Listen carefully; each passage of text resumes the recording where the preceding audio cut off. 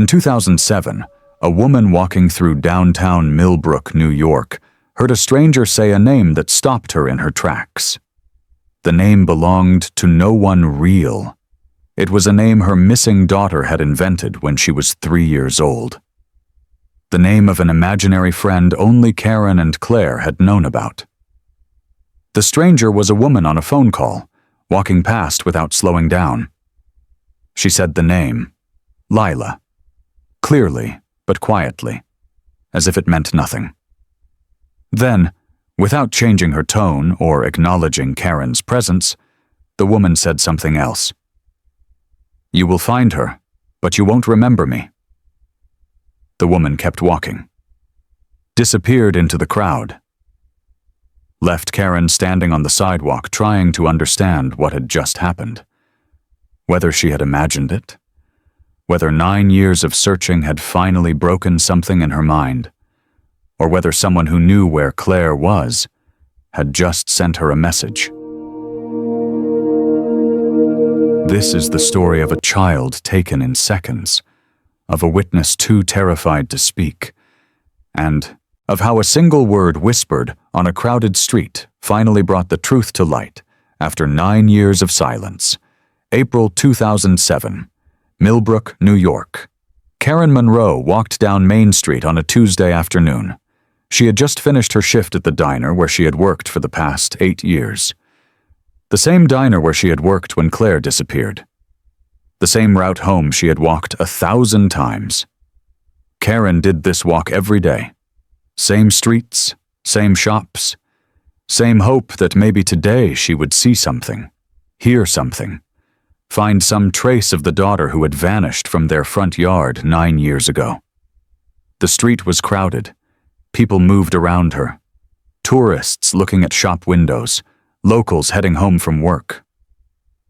Karen walked with her head down, tired, worn out from another day of pretending everything was normal when nothing had been normal since 1998. A woman passed her on the sidewalk, middle-aged, average height, talking on a cell phone, walking at a normal pace. Karen barely noticed her, just another stranger in a crowd of strangers. Then the woman said a name. Lila. Karen stopped walking, stood completely still in the middle of the sidewalk. People flowed around her. Lila. That was the name of Claire's imaginary friend. The friend Claire had talked to when she was 3 years old. The friend she had insisted was real.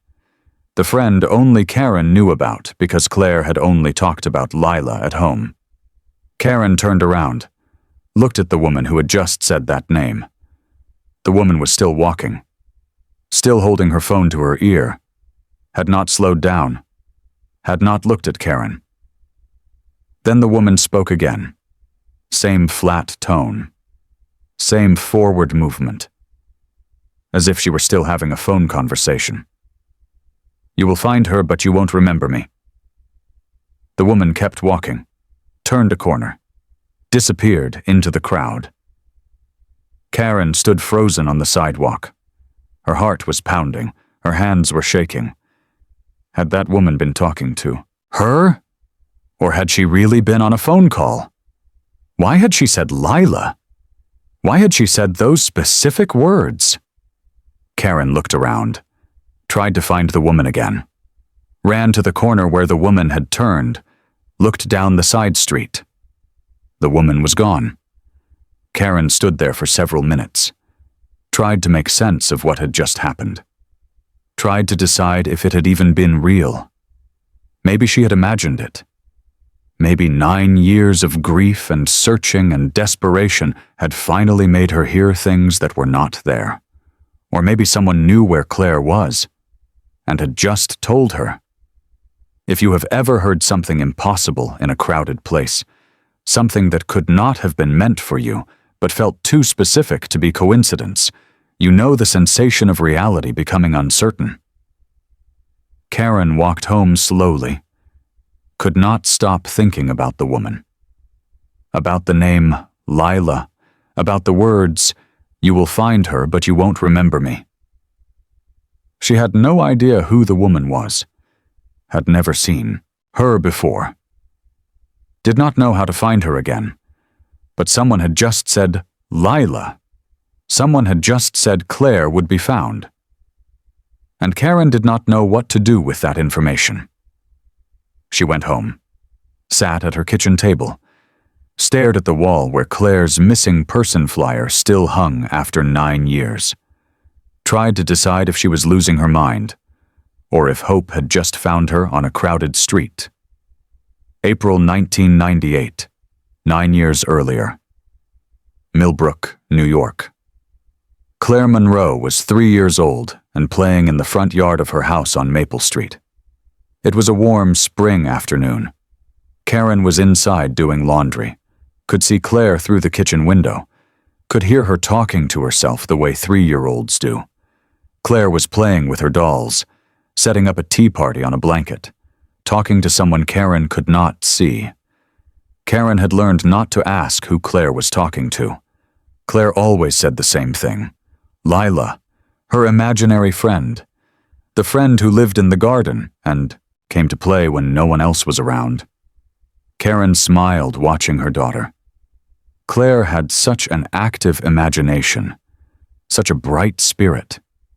Even though things had been hard, even though Claire's father had left 2 months before she was born, Karen had done everything she could to give Claire a happy childhood. Money was tight. Karen worked double shifts at the diner, came home exhausted. But Claire never seemed to notice the struggle. She was happy, loved, safe. Karen checked on Claire every few minutes while doing laundry, looked out the window, made sure she was still there, still playing, still safe.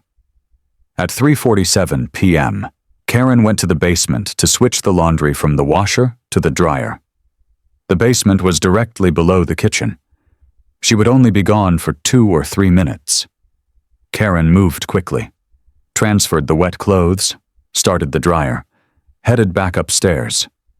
When she looked out the kitchen window again, Claire was gone. The blanket was still there. The dolls were still arranged in a circle. But Claire was not there. Karen's heart stopped. She ran outside, called Claire's name, looked up and down the street. No answer. Karen ran to the backyard, checked the neighbor's yard, ran back to the front, called Claire's name louder. Still no answer. Karen ran back inside, grabbed the phone, dialed 911 with shaking hands, told the operator her daughter was missing. 3 years old, blonde hair, blue eyes, wearing a yellow dress, had been playing in the front yard 3 minutes ago and was now gone. Police arrived within 10 minutes, started searching immediately, knocked on every door on Maple Street, asked if anyone had seen a little girl, asked if anyone had seen any unfamiliar vehicles. Most neighbors said no, said they had been inside, had not been looking out their windows. Detective Paul Harrison arrived and took charge of the scene, organized search teams, called for dogs, set up a command center. He sat down with Karen in her living room, asked her to walk through everything that had happened. Karen told him, said she had been doing laundry, said she checked on Claire through the window every few minutes, said she went to the basement for maybe 3 minutes, said when she came back, Claire was gone. Harrison asked if anyone had a reason to take Claire. Family disputes, custody issues, anyone with a grudge. Karen said no. Said Claire's father had left before she was born, had never been involved, had no legal rights, no contact, no family nearby who would do this. Harrison asked if Claire had ever wandered off before, if she knew not to leave the yard. Karen said Claire never wandered, said she was a good listener, said something must have happened. Someone must have taken her. The search continued through the evening. Dogs tracked Claire's scent to the curb in front of the house, then lost it, suggesting she had gotten into a vehicle. Harrison went door to door personally, asked every neighbor the same questions. Did you see anything? Did you hear anything? Were you looking out your window around 3:45 p.m.? Most said no. One person said yes, but lied about what they had seen. Diane Foster lived in the house directly across the street from Karen Monroe. She was 42 years old and suffered from severe agoraphobia, a debilitating fear of leaving her house. She had not left her property in over a year, spent most of her days sitting by her front window watching the neighborhood go by. On April 15, 1998, at 3:47 p.m., Diane was in her usual spot when she saw a van pull up in front of the Monroe house.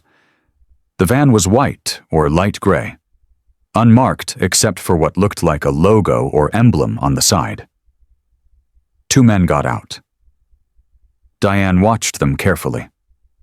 Something about the way they moved made her uneasy. One of the men wore a vest over his shirt. The vest had a logo on it, the kind organizations used for volunteers or workers, municipal services, charity groups, the kind of thing that made people trust you. The man in the vest walked quickly to the front yard. Diane watched as he approached the little girl playing on the blanket. He knelt down, said something to her.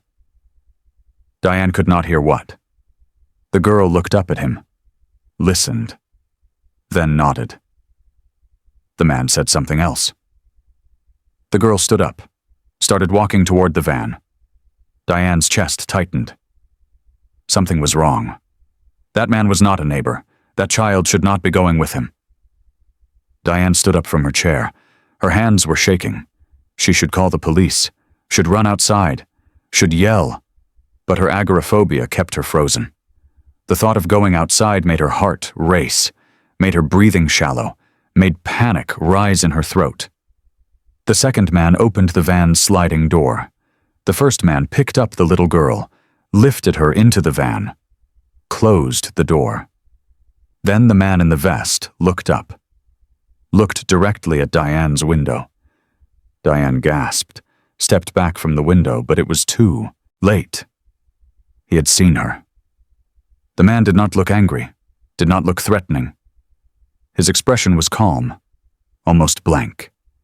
He raised his hand slowly, brought his finger to his lips, the universal gesture for silence. Then he pointed, not at Diane, at her mailbox, at the numbers on the front of her house, making sure she understood. He knew where she lived. He knew who she was. The message was clear. Stay quiet. Or else. The man got into the passenger seat. The van pulled away from the curb, drove down Maple Street, turned the corner, disappeared. The whole thing had taken less than 90 seconds. Diane sat back down in her chair. Her whole body was shaking. Her heart was pounding so hard she thought it might burst. She had just witnessed a kidnapping, had just watched someone take that little girl, and the man knew she had seen it, had threatened her without saying a word. Diane looked across the street at the Monroe house, saw the blanket still on the lawn, saw the dolls arranged in a circle, saw the moment a mother's life had shattered. And Diane did nothing. She sat at her window, watched as a car pulled into the Monroe driveway, watched as a woman got out and ran to the front yard, watched as the woman looked around frantically, watched as she ran inside and came back out, watched as police cars arrived. Diane watched it all from her window, safe behind glass, paralyzed by fear. When Detective Harrison knocked on her door 2 hours later, Diane almost did not answer, almost pretended she was not home. But that would be suspicious. The police were questioning everyone. If she did not answer, they would come back, would ask why. Diane opened the door, kept the chain lock on, spoke through the gap. Harrison identified himself, asked if she had been home that afternoon, if she had seen anything unusual on the street around 3:45 p.m. Diane's mouth was dry. Her hands were shaking. She gripped the doorframe to steady herself. Said she had been in the back of the house, had not been looking out the window, had not seen anything. Harrison asked if she was sure. said even small details could help. A vehicle, a person walking by, anything out of the ordinary. Diane said no, said she was sorry she could not help. Said she hoped they found the little girl. Harrison thanked her, moved on to the next house. Diane closed the door, locked it, went back to her window, sat down and stared at the Monroe house across the street, at the police cars, at the search teams, at the mother standing in her front yard looking broken. And Diane cried because she had just lied to the police, had just let a kidnapper get away, had just condemned that little girl to whatever fate awaited her. She told herself she had no choice. The man knew where she lived. If she told the police what she had seen, he would come back, would hurt her, would make sure she regretted speaking. But she knew the truth. She was a coward. Was too afraid to do the right thing. Too terrified of the outside world to save a child. Our community of witnesses who stay silent out of fear knows the particular torture of living with what you did not say, of watching someone suffer because you were too terrified to speak. Diane's life became smaller after that day. Her agoraphobia worsened. She stopped going outside entirely, had groceries delivered, avoided all human contact except what was absolutely necessary. And every single day, she sat at her window and watched Karen Monroe. Watched her put up missing person flyers. Watched her take them down when they faded. Watched her put up new ones. Watched her leave for work every morning. Come home every evening. Walk the same route. Keep the same routine. Hold on to the same hope. Watched 9 years pass. Watched Karen's face age. Watched hope slowly drain away and be replaced by something harder. Something more like endurance than belief. And Diane said nothing, did nothing, just lived with the guilt and the fear and the knowledge that she could have prevented all of this. That if she had just been brave enough to speak, Claire Monroe might have been found, might have been saved, might have come home. But Diane had chosen silence, had chosen safety over truth, had chosen herself over a 3-year-old child. And she would live with that choice for the rest of her life. 9 years passed in Diane Foster's window, 9 years of watching, waiting, suffering in silence, until one day when everything changed. March 2007, 1 month before the encounter on Main Street. Diane Foster sat in her living room watching the evening news. She watched the news every night at 6 p.m. It was part of her routine, part of the structure that kept her days from blending into meaningless stretches of time. The news anchor was reporting on a breaking story, a major arrest in New York State, an illegal adoption ring that had been operating for over 15 years. Diane's attention sharpened. She turned up the volume. The reporter explained that federal agents had arrested 12 people involved in a scheme to kidnap children and sell them to families who wanted to adopt but could not go through legal channels. The ring had operated across multiple states, had taken dozens of children, had created false documents, had charged desperate families anywhere from $20,000 to $50,000 per child. The screen showed footage of the arrests, people being led out of buildings in handcuffs, offices being searched, evidence being collected. Then the screen showed something that made Diane's blood run cold. A photograph of one of the suspects, a man in his 50s, standing in front of a building, wearing a vest with a logo on it. The same vest, the same logo, the exact vest the man had been wearing 9 years ago when he took Claire Monroe. Diane stood up from her chair, moved closer to the television, stared at the image. The reporter was explaining that the organization had used fake charity credentials to gain access to neighborhoods, had posed as social workers or child welfare agents, had approached children when parents were not watching. Diane's hands started shaking. This was it. This was the organization that had taken Claire. The man she had seen was part of this ring, and if the ring had been selling children to families, that meant Claire might still be alive, might be living somewhere under a different name, might be with people who thought they had adopted her legally. The news segment ended. Moved on to weather, sports, other stories. Diane turned off the television, sat in silence. For 9 years she had lived with the assumption that Claire Monroe was dead, that the men who took her had done something terrible, that speaking up would not have mattered because it was already too late. But now she knew differently.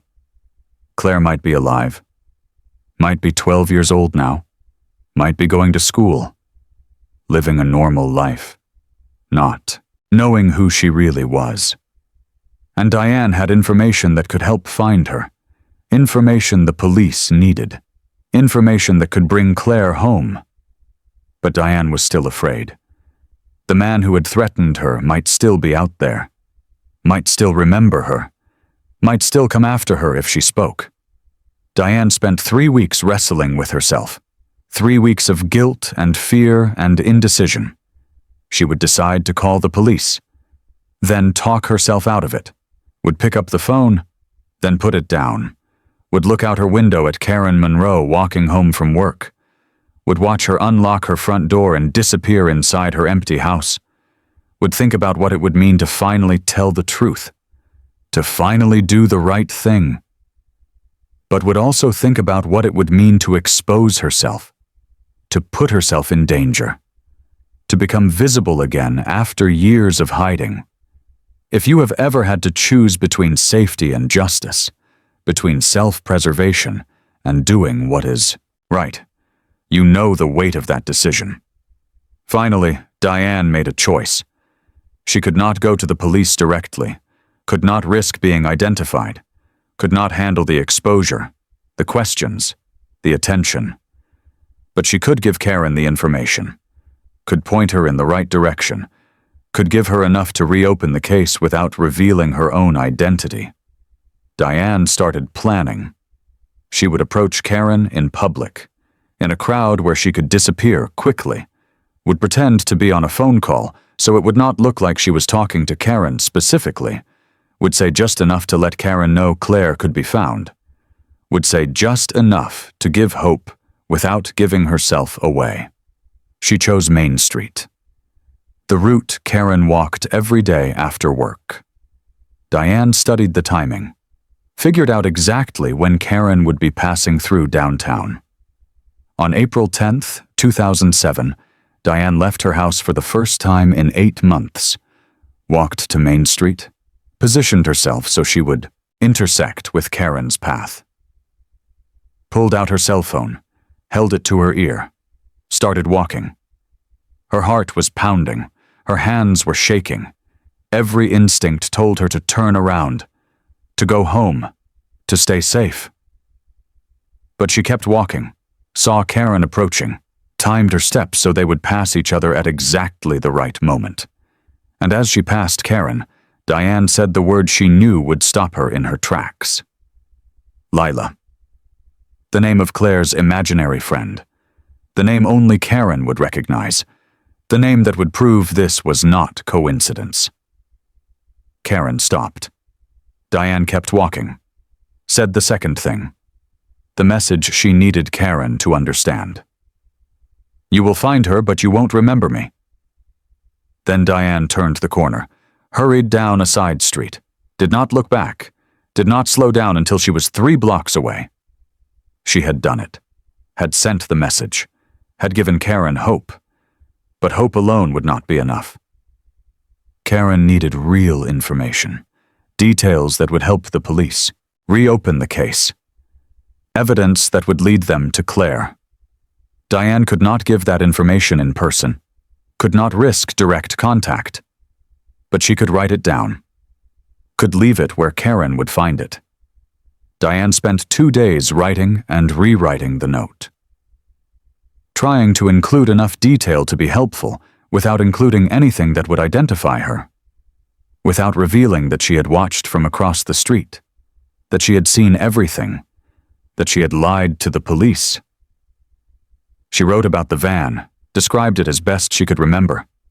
Light-colored, unmarked except for a logo. Wrote about the two men, how one had worn a vest with an organization's logo, how that vest had made him look official. Trustworthy. Wrote about the direction the van had gone, which road it had taken out of town. And wrote an apology for not speaking sooner, for the years of silence, for the pain, but did not sign it, did not put her name, did not give any indication of who she was or where she lived. On April 13th, 2007, at 3 in the morning, Diane left her house, walked across the empty street to Karen Monroe's front door, left an envelope on the doorstep, then hurried back home, locked her door, went to her window, waited for morning. At 7 a.m., Karen opened her front door to leave for work, saw the envelope, picked it up, opened it. Diane watched from her window as Karen read the note, saw her face change, saw her run back inside, come back out with her car keys, drive away quickly. Diane knew where she was going. To the police station, to Detective Harrison, to reopen the case. And Diane had finally done what she should have done 9 years ago, had finally told the truth, had finally given Karen a chance to find her daughter. April 1998 to April 2007. Claire's 9 years. Claire Monroe was 3 years old when two men took her from her front yard. She did not understand what was happening, did not know she should be afraid. The man in the vest had knelt down beside her blanket, asked if she was Claire. She said yes. He said her mommy had sent him to pick her up, said there was a surprise waiting for her. Claire believed him. He seemed nice. He knew her name. He said mommy sent him. She stood up, took his hand, let him lead her to the van. The other man opened the door. The first man picked Claire up, put her in the van, closed the door. Claire sat in the back seat, looked out the window, expected to see her house, expected to wave to mommy, but the van was already moving, driving away from Maple Street, away from home. Claire asked where they were going. The man said somewhere fun, said her mommy would meet them there. They drove for 2 hours. Claire fell asleep. When she woke up, they were at a house she did not recognize. A woman came outside. The woman smiled, said, "Hello, sweetie," said, "Welcome home." Claire said this was not her home, said she wanted to go back to her real home, wanted to see her mommy. The woman said this was her home now, said her name was not Claire anymore, said her new name was Lucy, Lucy Walker. Claire said no, said her name was Claire, Claire Monroe. The woman said Claire was a pretend name, said Lucy was her real name, said she would understand when she was older. Claire cried, asked for her mommy, asked to go home. The woman said her mommy could not take care of her anymore, said that was why Lucy was here now, with a new family, a family that would love her and keep her safe. Claire did not understand, did not know what was happening, just knew she wanted to go home. The man and woman, Robert and Susan Walker, were a couple in their 40s who had been trying to have children for 15 years, had gone through fertility treatments, adoption agencies, everything they could think of. Nothing had worked. Every legal adoption had fallen through. Every avenue had closed. Until someone told them about another option, a private adoption, faster, easier, more expensive, but guaranteed. They paid $35,000. Were told not to ask questions. Were given a 3-year-old girl with blonde hair and blue eyes. Were given documents that said her name was Lucy Walker, that she had been born in Syracuse, that her birth mother had given her up voluntarily. The Walkers wanted to believe it was true, wanted to believe everything was legal, wanted to believe this was their miracle. So they did not ask questions, did not look too closely at the documents, did not wonder why a 3-year-old would have no memories of her birth mother. They just accepted Lucy into their home, enrolled her in school, created a life for her, and Claire Monroe became Lucy Walker. She was too young to hold on to all her memories, too young to fully understand what had been taken from her. The details faded over time. Her real mother's face, her real home, her real name. But some things stayed with her. Fragments, feelings, a sense that something was missing, that her life did not quite fit. She remembered playing outside, remembered a blanket with dolls, remembered someone named Lila. When she asked Susan Walker about these memories, Susan said they were dreams, said Lucy had a very active imagination, said some children remembered things that never happened.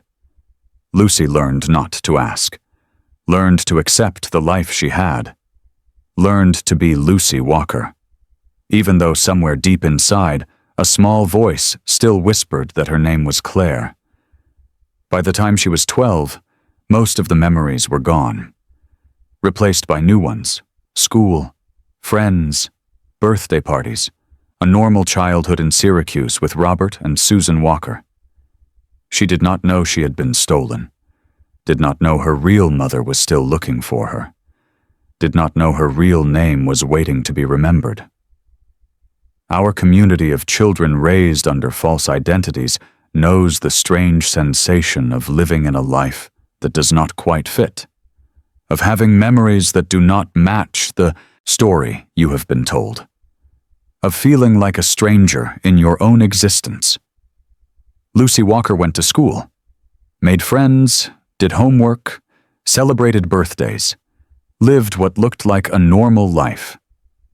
But sometimes, late at night, she would lie in bed and try to remember, try to catch the fragments that floated at the edges of her mind, a voice singing, a yellow dress, a name that was not Lucy, and she would wonder if Susan was right, if these were just dreams, just imagination, or if somewhere buried deep was a truth she had forgotten.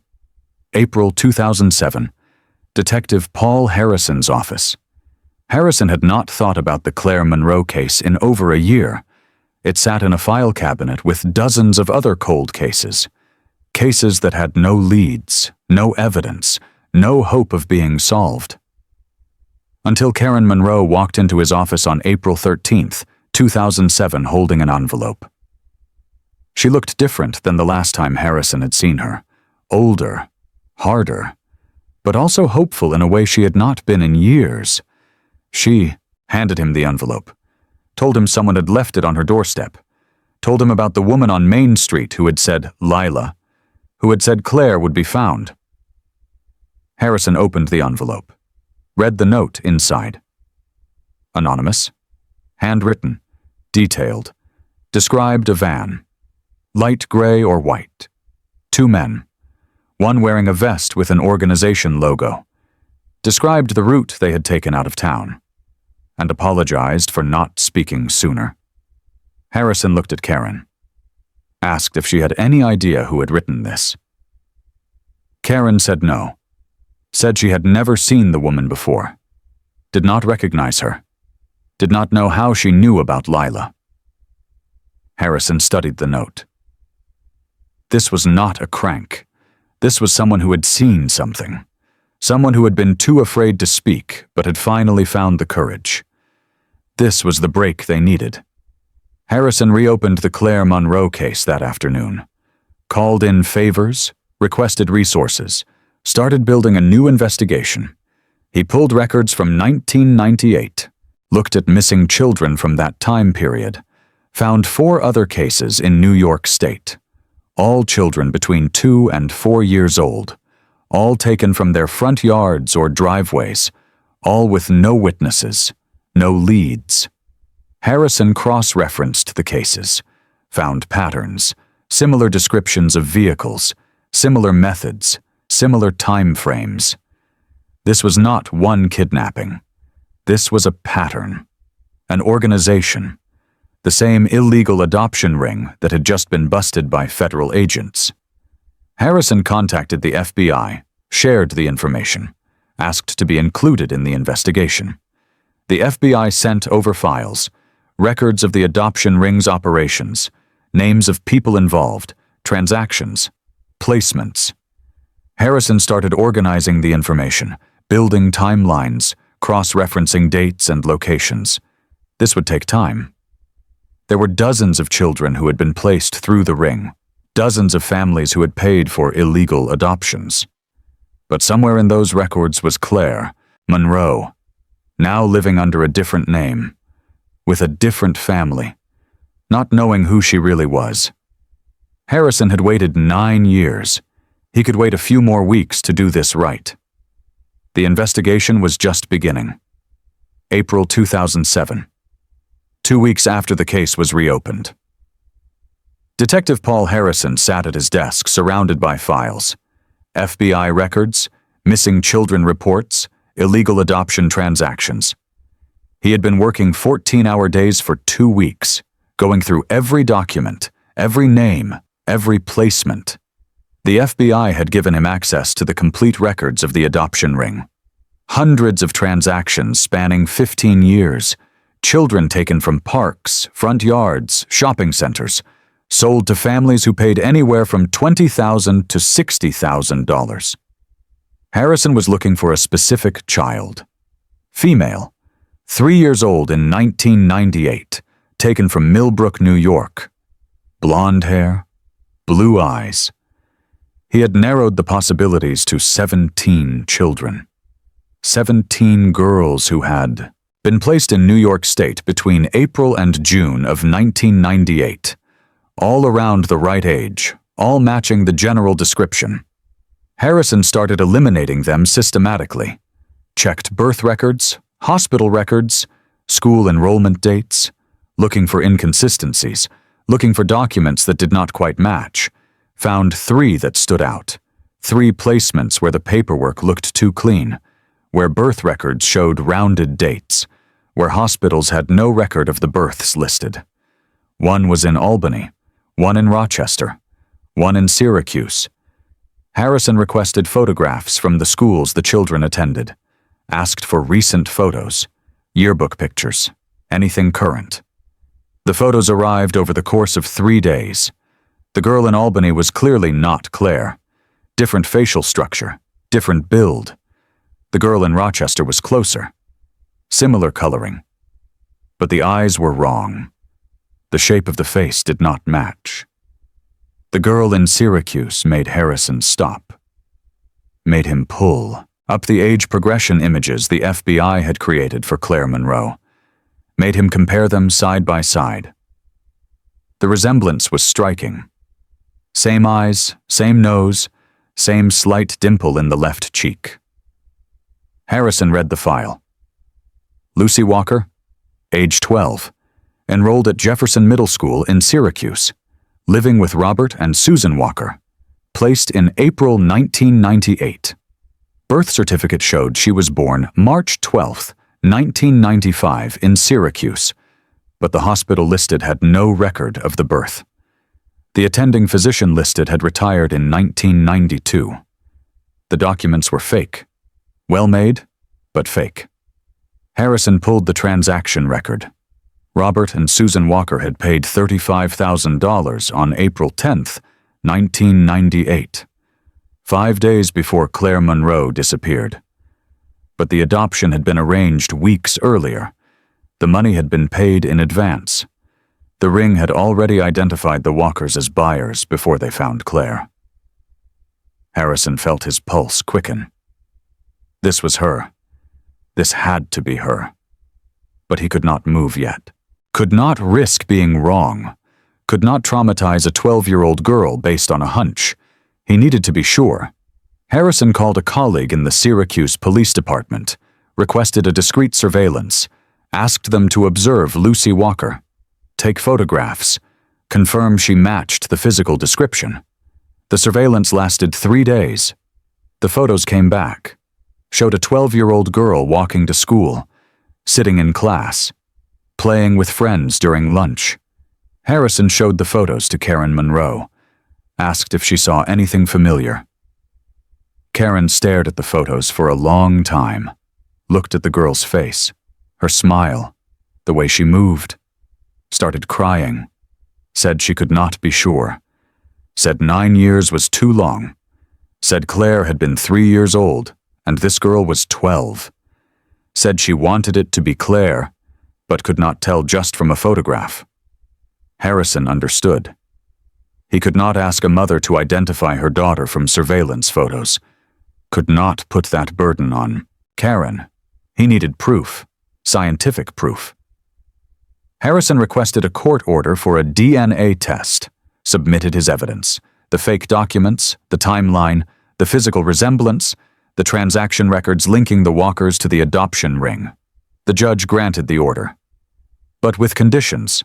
The test had to be done carefully, with therapists present, with minimal trauma to the child.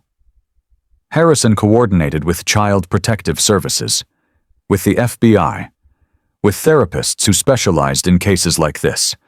They planned the approach carefully, would not tell Lucy everything at once, would not overwhelm her, would explain step by step. On May 2, 2007, Harrison and 2 CPS workers arrived at Jefferson Middle School during Lucy Walker's lunch period, asked to speak with her privately. Lucy was confused, scared, asked if she was in trouble, asked if something had happened to her parents. Harrison said no, said she was not in trouble, said they just needed to talk to her about something important. They sat in the counselor's office, Lucy in a chair, Harrison and the CPS workers across from her. A therapist sat beside Lucy. Harrison asked Lucy what she remembered about being very young, before she started school, before she could remember clearly. Lucy said not much, said she remembered living with her parents, going to preschool, normal things. Harrison asked if she remembered anything from before that, anything from when she was 3 years old. Lucy hesitated, said sometimes she had dreams, memories that did not quite make sense, a house with a different yard, a voice she did not recognize, someone named Lila. Harrison felt his chest tighten. Lila, the imaginary friend, the name only Claire and Karen had known. He asked Lucy who Lila was. Lucy said she did not know. Said her mom told her Lila was just an imaginary friend, that lots of kids have them, that it did not mean anything. Harrison nodded. Asked Lucy if she had ever wondered if those memories were real, if they were from a different time, a different place. Lucy looked uncomfortable. Said sometimes. Said it felt like she had lived somewhere else before. But that did not make sense because she had always lived in Syracuse. That was what her parents said. That was what the document said. The therapist intervened gently. Explained to Lucy that sometimes children were placed with families through adoption. That sometimes those adoptions were not done legally. That sometimes children were taken from their birth families without consent. Lucy's eyes widened, asked if that was what happened to her. The therapist said they were not sure yet, said they were investigating, said they needed Lucy's help to find out the truth. Harrison explained that they needed to do a DNA test, would compare Lucy's DNA to someone who might be her birth mother, would know for certain who Lucy really was. Lucy was shaking, asked who the person was, who might be her birth mother. Harrison said her name was Karen Monroe. Said she lived in Millbrook. Said she had a daughter named Claire who disappeared 9 years ago. Said Claire would be 12 years old now. Same age as Lucy. Lucy asked if he thought she was Claire. Harrison said he did not know for certain, but the evidence suggested it was possible, that the DNA test would tell them the truth. Lucy agreed to the test. They swabbed her cheek, sent the sample to the lab, were told results would take 3 to 5 days. Harrison called Robert and Susan Walker, told them what was happening, Told them the investigation into the adoption ring had led to their daughter. Told them Lucy was being tested. Susan started crying. Robert said they did not know. Said they had been told it was a legal private adoption. Said they had been given documents. Had been assured everything was legitimate. Harrison said they would discuss that later. Said right now the priority was Lucy. Was finding out the truth. Was doing what was best for her. The Walkers said they understood. Said they would cooperate fully. 3 days later, the DNA results came back. 99.9% match. Lucy Walker was Claire Monroe. Harrison sat in his office holding the report. Stared at the numbers. At the confirmation of what he had suspected for weeks. He called Karen Monroe. Told her to come to the station. Told her they had news about Claire. Karen arrived 20 minutes later. Walked into Harrison's office. Looked at his face. Asked what he had found. Harrison told her to sit down. Handed her the DNA report. Explained what it meant. Said they had found Claire. She was alive. She was living in Syracuse under the name Lucy Walker. She was 12 years old. She was healthy. She was safe. Karen could not speak. Just stared at the report. At the proof that her daughter was alive. Started crying. Could not stop. 9 years of grief and hope and searching finally resolved in a single piece of paper. Harrison gave her time. Let her process. Let her cry. Then asked if she wanted to see Claire. If she was ready. Karen said yes. Said she had been ready for 9 years. Harrison explained it would not be simple. Said Claire did not remember being Claire. Did not remember Karen. Had lived as Lucy Walker for 9 years. Thought the Walkers were her parents. Said they would need to introduce them carefully, with therapists present, with time to adjust. Karen said she understood. Said she just wanted to see her daughter. Wanted Claire to know she had never stopped looking, had never given up. The meeting was arranged for 2 days later, gave Lucy time to process, gave therapists time to prepare her, gave Karen time to prepare herself. On May 7th, 2007, Karen Monroe walked into a conference room at the Syracuse Family Services Building. Sat down at a table. Waited. Lucy Walker came in 5 minutes later, accompanied by a therapist, looking nervous, uncertain. Karen stood up. Looked at her daughter for the first time in 9 years. Lucy had grown. Was no longer the 3-year-old Karen remembered. Was taller, older, different, but the eyes were the same, the shape of her face, the way she held herself. This was Claire, no matter what name she had been given. This was Karen's daughter. "Hi, Lucy," Karen said softly. Lucy looked at her, did not speak, just stared. Karen sat back down. Let Lucy take her time, let her process. The therapist explained to Lucy that this was Karen Monroe, that Karen believed Lucy was her daughter Claire, that the DNA test had confirmed it. Lucy asked what that meant, if she was supposed to go with Karen now, if she had to leave the Walkers. The therapist said no, said nothing would change immediately, said they would take things slowly, give Lucy time to understand, time to adjust. Lucy asked Karen if she remembered her, if she remembered being Claire. Karen said she remembered everything. Remembered the day Lucy was born. Remembered the day she had named her Claire. Remembered every moment they had spent together before Claire was taken. Lucy said she did not remember any of that. Said she only remembered being Lucy, living with the Walkers, going to school in Syracuse. Karen said she understood. Said it was okay. Said Lucy did not have to remember, did not have to change who she was. Just needed to know the truth. Needed to know that Karen had been looking for her, had never stopped. Lucy asked why someone would take her, why someone would lie to her for 9 years. Karen said she did not know, said some people did terrible things, but said none of it was Lucy's fault. None of it was something Lucy had to carry. They sat together for an hour, talked, cried, started the long process of rebuilding what had been taken. Lucy asked if she could keep seeing the walkers, if she had to choose between them and Karen. The therapist explained that the walkers were being investigated, that they had participated in an illegal adoption, that there would be legal consequences, but that Lucy would have support, would have time, would have help figuring out who she wanted to be, where she wanted to live, what name she wanted to use. Lucy said she did not know yet, said everything felt confusing, said she needed time.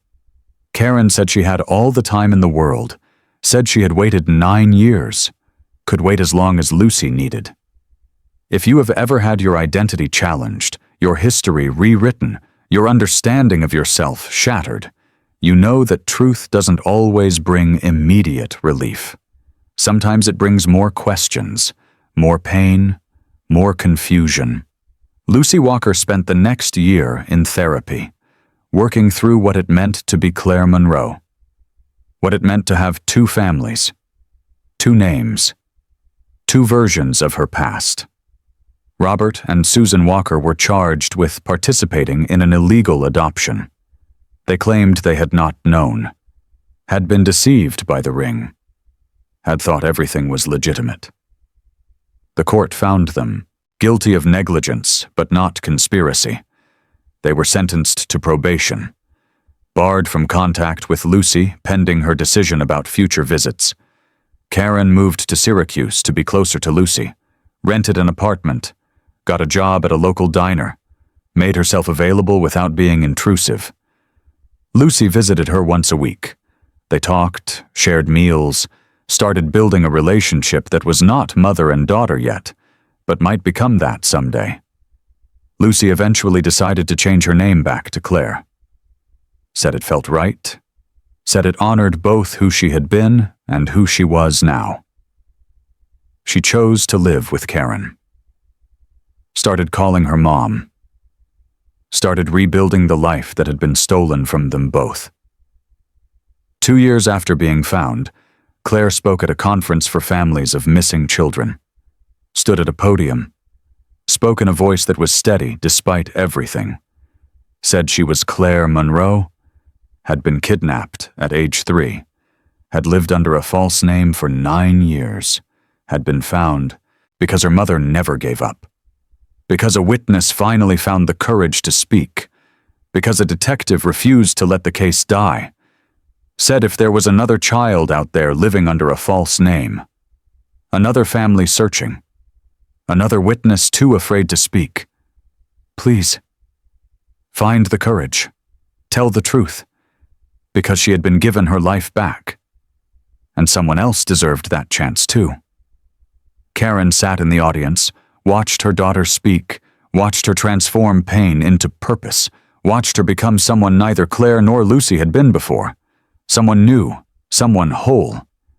And across town, in a small house with a window facing Maple Street, Diane Foster watched the speech on television, saw Claire standing at that podium, saw Karen sitting in the audience, saw what her courage had created. And for the first time in 9 years, Diane did not feel like a coward.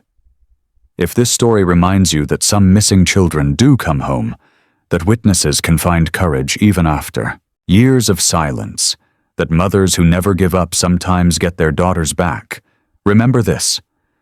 Claire Monroe was stolen at age 3, was given a new name, a new family, a new life, was taught to forget who she really was. But a witness remembered, and after 9 years of silence, found the courage to speak. And Claire came home. Someone is still missing. Someone is still searching. Someone is still too afraid to speak. Do not give up. Do not stop looking. Do not stay silent.